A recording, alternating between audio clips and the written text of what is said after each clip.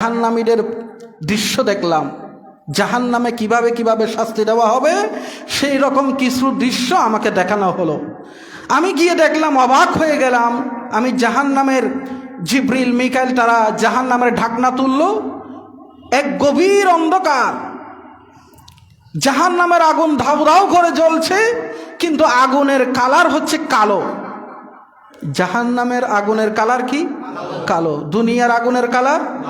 আমি জিজ্ঞেস করলাম, ইয়া আখি জিব্রাইল, ও জিব্রাইল, এটা কালো কেন? কয়, ইয়া রাসূলুল্লাহ, এটাও আগুন লাল ছিল, কিন্তু এটা জ্বলতে জ্বলতে জ্বলতে জ্বলতে এখন ওটার কালার চলে গেছে, ওটা এখন কালো হয়ে গেছে। কয়, আমি প্রথম দৃশ্য দেখলাম, দেখি যে কিছু মানুষ, তাদেরকে শাস্তি দেওয়া হচ্ছে, তাদের হাতের নখ, বিশাল বিশাল লম্বা লম্বা নখ, এগুলো পিতলের, আর এগুলো খামচি দিয়ে দিয়ে তারা নিজেদের চেহারা নিজেরা ছিঁড়ে ফেলছে, আবার ভালো হয়ে যাচ্ছে, আবার খামচি দিয়ে নিজের চেহারা নিজে রক্তাক্ত করছে। আমি বললাম, জিবরিল, এরা এই শাস্তি কেন দেওয়া হচ্ছে তাদেরকে, এই কঠিন শাস্তি?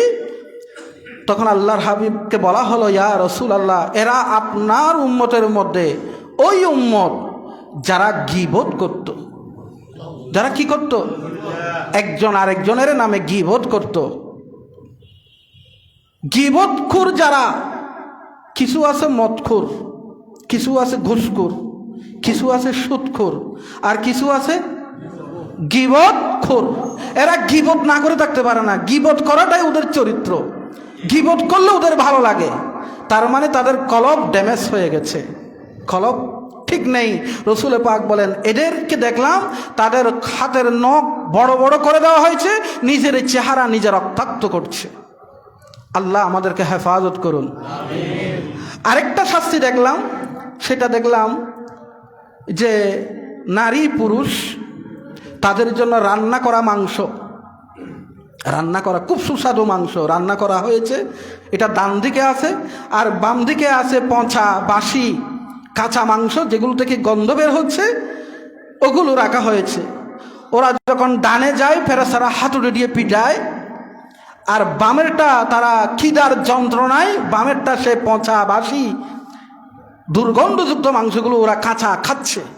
আমি দেখে বললাম, ইয়া আখি জিব্রাইল, মান হাউলাই, ও জিবরিল, এরা কারা? এদেরকে এই কঠিন শাস্তি দেওয়া হচ্ছে।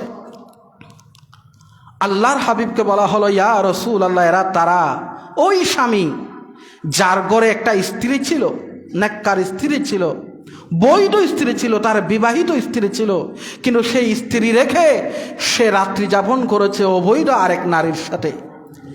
সে হোটেলে রাত্রি যাপন করেছে, সে আরেক নারীর সাথে পরকীয়ায় আসক্ত হয়েছে, আরেক নারীর সাথে সম্পর্ক করেছে, তার গার্লফ্রেন্ড ছিল, সে অবৈধ নারীর দিকে হাত বাড়িয়েছে। আল্লাহ এই জন্য তাকে পচা বাসি মাংসের দিকে নিয়েছেন, আর তাকে সুস্বাদু রান্না থেকে বঞ্চিত করেছেন। ঠিক একই শাস্তি নারীর বেলায়ও হচ্ছে। অনেক নারী আছে, স্বামী আদালতে, স্বামী অফিসে, স্বামী প্রবাসে, স্বামী অন্য জায়গায় কাজ কামে আছে, কিন্তু তিনি খালাতো ভাই, মামাতো ভাই, চাচাতো ভাই, স্কুল কলেজের বিভিন্ন বন্ধু বান্ধবের সাথে লিঙ্ক করে সে তার স্বামীর সাথে বিশ্বাসঘাতকতা করে আরেক পুরুষে আসক্ত হয়েছে। ঠিক ওই নারীরও একই শাস্তি। বলেন বাস্তবতা বর্তমান সময়ে সেটা এসে গেছে কিনা? আজকে সেটা বরং আপনি পেপার খুলেন, টেলিভিশন দেখেন, ফেসবুক দেখেন, দেখবেন স্বামী এক স্ত্রীর সাথে চলে যাচ্ছে, স্ত্রী আরেক স্বামীর সাথে চলে যাচ্ছে। এটা আজকের সমাজের বাস্তবতা। আমি তাদেরকে বলি, ভাই, কেউ যদি এই কাজের সাথে গোপনে গোপনে জড়িত থাকেন, আজকে মেরাজের আলোচনা, রসুল পাক বলেন, আমি সদককে দেখে এসেছি। বলুন, এখানে কারোর সাথে কি আমার কোনো পরিচয় আছে? হতে পারে অনেকে বলবেন যে হুজুর বোধহয় আমাকে বলছে। আমি কিন্তু কাউকে, আমি বলছি হাদিস, আপনার সাথে যদি সেটা মিলে যায়, আপনি বলবেন, আহা, আমি তো আজকে অনেক দিন ভুলের মধ্যে ছিলাম, খতিব সাহেবের আলোচনা শুনে আজকে আমি অনুতপ্ত হলাম, আল্লাহ তুমি আমাকে মাফ করে দাও। কথা বলেন ঠিক আছে কিনা?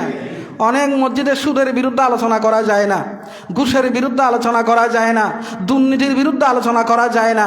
হ্যাঁ, শুধুমাত্র এশকের ওয়াজ হয়, আর শুধুমাত্র মসজিদ কমিটিকে খুশি করার জন্য যা যা ওয়াজ করা দরকার তা তা করা হয়। ভাইয়েরা, আল্লাহকে জবাবদিহি করতে হবে। কাকে? এখানে কারোর সাথে আমার কোনো পরিচয় নেই, কাউকে আমি চিনি না কে কোন কাজে আছেন। আমি আল্লাহর ওয়াস্তে কথা বলছি। আপনার সাথে যদি মিলে যায় আপনি বলবেন আল্লাহ আমাকে মাফ করে দাও। আল্লাহুম্মা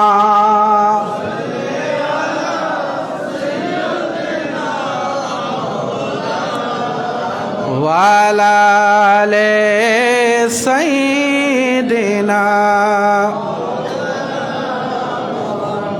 आने दो या डूबे दो,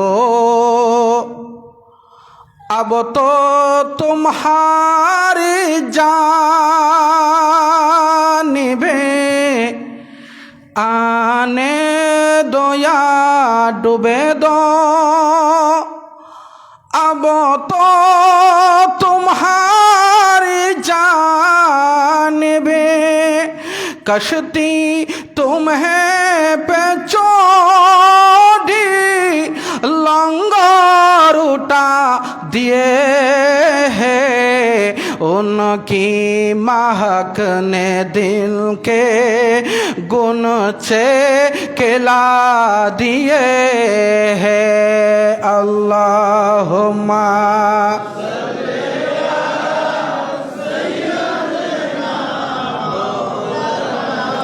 ওয়ালা আলি সাইয়্যিদিনা। আল্লাহর হাবিব বলেন আমি আরেকটু দূরে গিয়ে গেলাম, আরেকটু দূরে গিয়ে দেখলাম কিছু মানুষের জিহ্বা কেটে দেওয়া হচ্ছে। জিহ্বাটা আবার ভালো হয়ে যায়, আবার জাহান্নামের কাছে দিয়ে সেটা কেটে দেওয়া হচ্ছে। আমি বললাম ইয়া আখি জিবরাইল মান হাউলাই, ও আমার ভাই জিবরিল এরা কারা, এদেরকে এত কঠিন শাস্তি দেওয়া হচ্ছে কেন? আল্লাহর হাবিবকে বলা হলো ইয়া রাসূল আল্লাহ, এরা তারা আপনার উম্মতের মধ্যে ওই সমস্ত বক্তা, ওই সমস্ত ওয়াইজ, ওই সমস্ত খতিব যারা মানুষের মাঝে কথা বলতো, যাটার সাথে কোরআনের সাথে কোনো সম্পর্ক নাই, হাদিসের সাথে সম্পর্ক নাই, মিথ্যা কাহিনী বর্ণনা করত, নিজে বয়ান দিত আর নিজে আমল করত না। ওই ওয়াইজদের জিহ্বাটা আজকে কেটে দেওয়া হচ্ছে। এটা আমাদেরকে বলছে। আল্লাহ আমাদেরকে হেফাজত করুন, জুড়ে বলুন না আমিন। আজকে কত বক্তা কত মিথ্যা মিথ্যা কথা বলছে, হ্যাঁ, কত মিথ্যা কথা বলে সমাজে বিভ্রান্তি ছড়াচ্ছে, ফিতনা ছড়াচ্ছে, ফাসাদ হচ্ছে। মুসলিম উম্মার অনৈক্যের অন্যতম কারণ হচ্ছে বক্তা, ওয়াইজরা। এক ওয়াইজ বলে এটা, আরেক ওয়াইজ বলে আরেকটা। কথা বলেন ঠিক কিনা?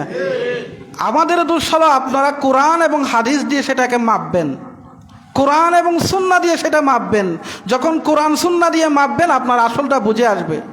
যখন আসলটা বুঝে আসবে তখন সে যত বড় মুফাসসিরে কোরআন হোক, সে খতিবুল আইম্মা হোক, সে মুহাদ্দিস হোক, মুফাসসির হোক, আপনি তাকে পাশ কাটিয়ে চলবেন, কারণ তার কথাটা কোরআন সুন্নাহ মোতাবেক। কত বড় বড় ইমাম ভুল করছে, কাবা শরীফের ইমাম পর্যন্ত ভুল করে। শয়তানের এলম কম আসেনি? শয়তানের এলমের কম আছে? কোরআন সুন্নাহর জ্ঞান দিয়ে মাপবেন।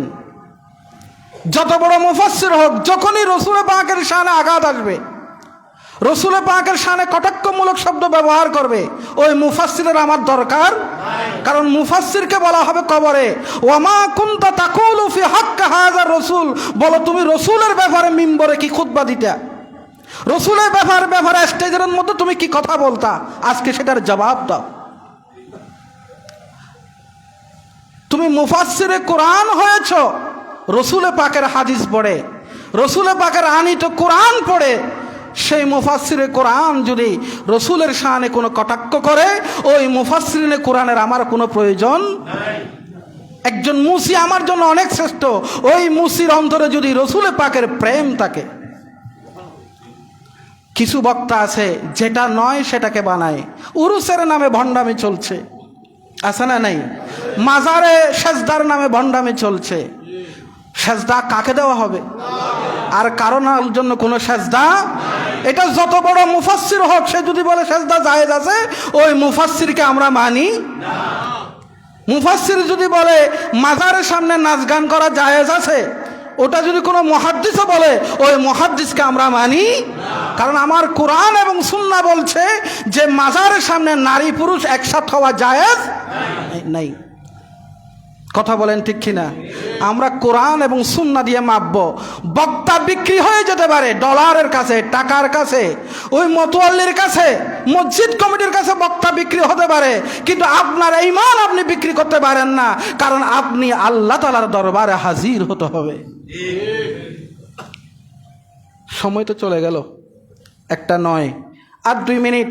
আমি চাচ্ছিলাম এসরাটা আপনাকে শেষ করে দিয়েছি। রসুল বলেন, আমি দেখছি আমার উম্মতের বক্তাদের জিহ্বা কেটে দেওয়া হচ্ছে, আবার ভালো হচ্ছে, আবার জিহ্বাটা কেটে দেওয়া হচ্ছে।